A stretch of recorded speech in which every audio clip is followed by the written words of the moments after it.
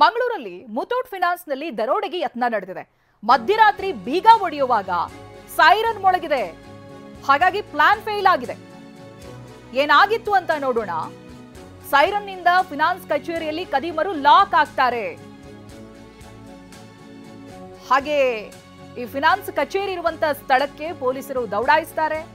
ಕಳ್ಳರನ್ನ ಬಂಧಿಸಿದ್ದಾರೆ. ಕೊಣಾಜೆ ಪೊಲೀಸರು ಇಬ್ಬರನ್ನ ಬಂಧಿಸಿದ್ದಾರೆ. ಒಬ್ಬ ಪರಾರಿಯಾಗಿದ್ದಾನೆ. ಕೇರಳದ ಮುರಳಿ, ಇರ್ಷಾದ್ ಬಂಧಿತ ಆರೋಪಿಗಳು. ನೋಡಿ, ಟೆಕ್ನಾಲಜಿ ಮುಂದುವರೆದ ಹಾಗೆ ಪೊಲೀಸರಿಗೂ ಕೂಡ ಕಳ್ಳರನ್ನ ಹಿಡಿಯೋ ಸುಲಭ ಆಗ್ತಾ ಇದೆ. ಸೈರನ್ ಮೊಳಗಿದೆ, ಹಾಗಾಗಿ ಪೊಲೀಸರು ಅಲರ್ಟ್ ಆಗಿದ್ದಾರೆ. ತಕ್ಷಣವೇ ಸ್ಥಳಕ್ಕೆ ಬಂದಿದ್ದಾರೆ. ಫಿನಾನ್ಸ್ ಬ್ರಾಂಚ್ ದರೋಡೆಗೆ ಕೇರಳದಲ್ಲಿ ಸ್ಕೆಚ್ ಹಾಕಿದ್ರು ಇವರು.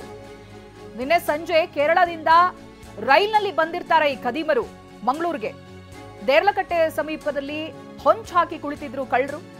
ಮಧ್ಯರಾತ್ರಿ 1:30 ಸುಮಾರಿಗೆ ದರೋಡೆಗೆ ಯತ್ನ ನಡೆಯುತ್ತೆ. ಡ್ರಿಲ್ ಮಷೀನ್ ಮೂಲಕವಾಗಿ ಬಾಗಿಲು ಮುರಿಯೋದಕ್ಕೆ ಪ್ರಯತ್ನಿಸ್ತಾರೆ. ಆಗ ಬಾಗಿಲಿಗೆ ಹಾಕಿದ್ದಂತ ಬೀಗ ಮುರಿಯುವಾಗ ಸೈರನ್ ಆಗುತ್ತೆ. ಸೈರನ್ ಆಗ್ತಾ ಇದ್ದ ಹಾಗೆ ಕೊಣಾಜೆ ಪೊಲೀಸರಿಗೆ ಮಾಹಿತಿ ರವಾನೆಯಾಗುತ್ತೆ. ಫಿನಾನ್ಸ್ ಶಾಖೆಯನ್ನ ಸುತ್ತುವರಿತಾರೆ ಪೊಲೀಸರು.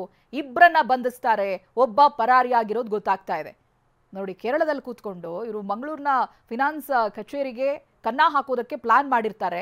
ಹಾಗೆ ನಿನ್ನೆ ಸಂಜೆ ಕೇರಳದಿಂದ ರೈಲ್ನಲ್ಲಿ ಬಂದಿರ್ತಾರೆ ಈ ಖದೀಮರು. ಹಾಗೆ ಪ್ರಯತ್ನ ನಡೆಸಿರೋದು ವಿಫಲವಾಗಿದೆ ಈಗ.